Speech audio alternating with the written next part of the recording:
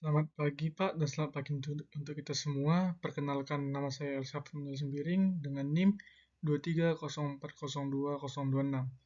Pada kesempatan kali ini saya akan mempresentasikan terkait dengan final PBL mata kuliah energi baru dan terbarukan saya. Adapun yang dibahas pada presentasi kali ini yaitu perencanaan dan juga perancangan dari sistem PLTS atap. Yang pertama kita akan membahas latar belakangnya.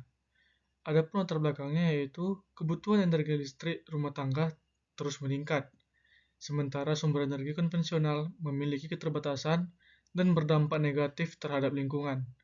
Oleh karena itu, diperlukan alternatif energi yang lebih ramah lingkungan. Salah satunya adalah pembangkit listrik tenaga surya ataupun PLTS atap. Indonesia memiliki potensi energi matahari yang besar sehingga sangat mendukung penerapan sistem ini. Perencanaan PLTS atap perlu dilakukan secara tepat agar mampu memenuhi kebutuhan energi sekaligus memberikan manfaat ekonomis melalui penghematan biaya listrik.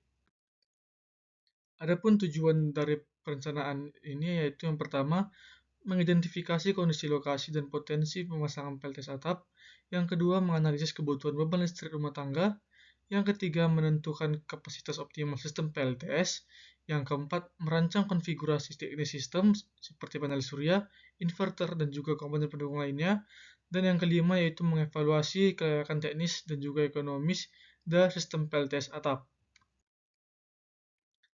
Adapun analisa lokasinya yaitu dapat kita lihat pada gambar di mana atap dari rumah menghadap ke arah utara selatan. Biasanya arah menghadap ini memiliki paparan matahari yang relatif optimal. Nah, terlihat juga pada gambar ini terdapat potensi bayangan ataupun shading dari pohon. Biasanya itu kenanya di sore hari. Shading ini perlu diperhatikan karena dapat menurunkan output dari tegangan yang dibangkitkan.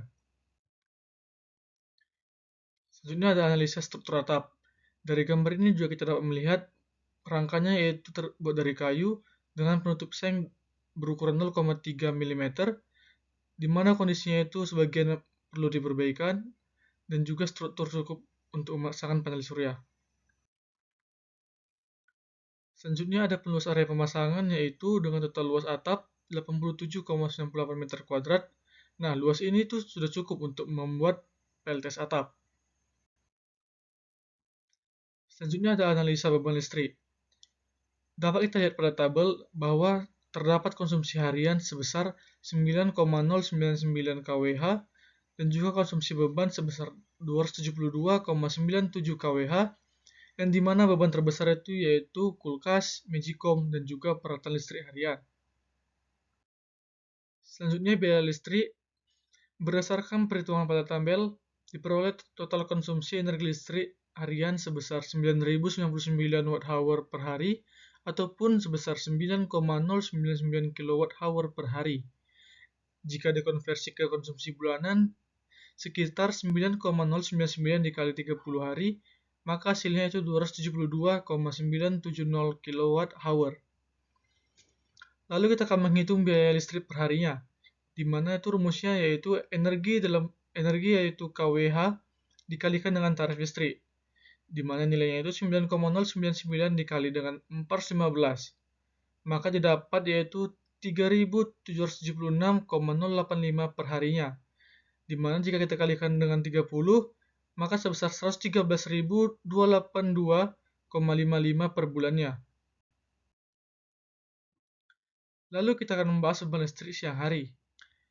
Di sini terdapat tabel beban listrik pada siang hari, di mana dengan rata-rata pemakaian siang hari sebesar 5,596 kWh per harinya, di mana ini merupakan menjadi acuan utama sebagai kapasitas dari PLTS. Pada tabel ini juga kita dapat melihat bahwa fokus sistemnya yaitu mengcover beban pada siang hari. Selanjutnya kita akan membahas penentuan kapasitas PLTS.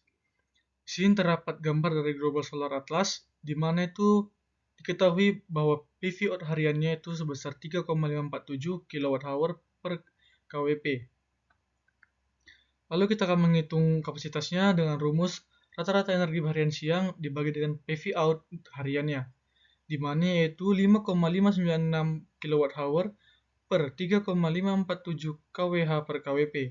maka didapat hasilnya itu mendekati 1,578 kilowatt peak ataupun sama dengan 1578 WP. Nah, berdasarkan perhitungan yang telah dilakukan, maka diperoleh kapasitas optimal PLTS atap sebesar kurang lebih 1,578 kWp ataupun 1578 WP. Lalu ada daya puncak sistem. Di sini diketahui bahwa kapasitas optimalnya sebesar 1578 WP dengan rata-rata rugi sebesar 25%.